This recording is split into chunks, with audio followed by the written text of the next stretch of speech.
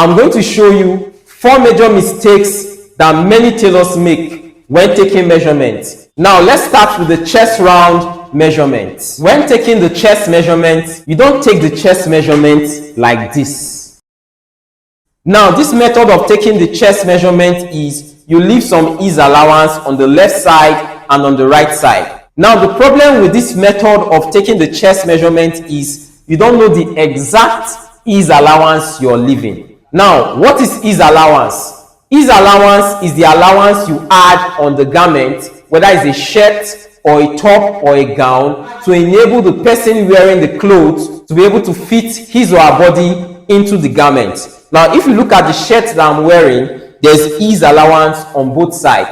It's not skin tight, there's ease allowance. So when taking the chest measurement, you take the chest measurement as a skin measurement with no ease allowance. Then after you take the skin measurement of the chest, you add the ease allowance. So to take the skin measurement of the chest, all you have to do is place your tape around the chest this way like this and just put one finger in. Now this is not what you're going to use to cut the shirt or whatever garment you're making. So what we have here is 40.5 inches. So if you want a fitted shirt, just like the shirt I'm wearing, this is a fitted shirt, you will add 4 inches of ease allowance. 40.5 inches plus 4, that will give us 44.5 inches. So that's the chest skin plus the ease allowance. So that is what you use in cutting the shirt.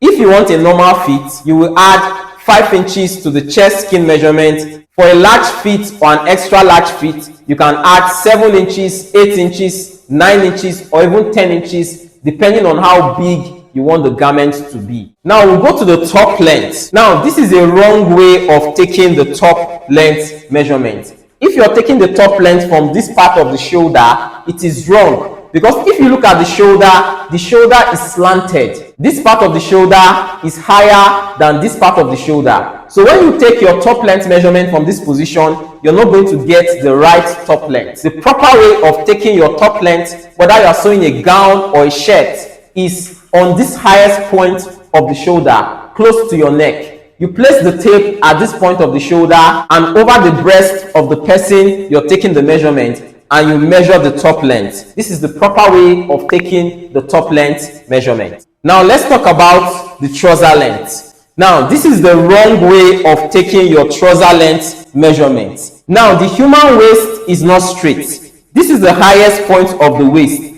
From this position, your waist goes down. So this position of the waist is lower than this position of the waist. So when taking your trouser length measurement, you start from this waist position, you place your tape around this position here at the side, then you go down and you take the trouser length measurement. So this is the proper way of taking the trouser length measurement, from the side. Now when taking the hip measurement, you also take the hip measurement as a skin measurement. When taking the hip measurement, you place the tape around the highest part of the bum, the widest part of the bum. And you place your tape around and you just put one finger inside the tape to take the hip measurement as a skin measurement. So what we have here is 40.5 inches. You can add 4 inches or 5 inches of ease allowance to the hip measurement. That will give us either 44.5 or 45.5 inches. Now the essence of the ease allowance on the hip is to create room around the hip,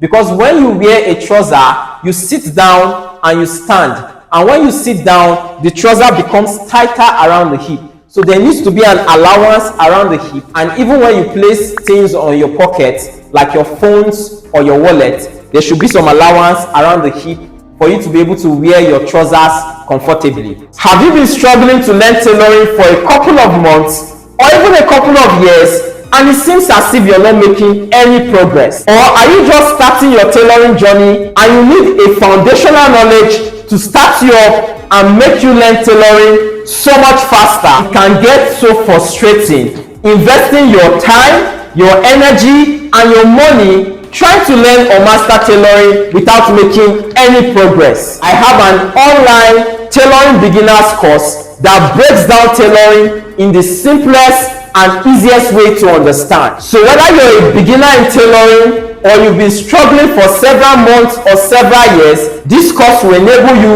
to learn and master the skill of tailoring so much faster. With close to a decade of experience in tailoring, tailoring is all I know. This is a paid course. If you're really serious about learning tailoring fast, click the link in the description to register for the beginner's course.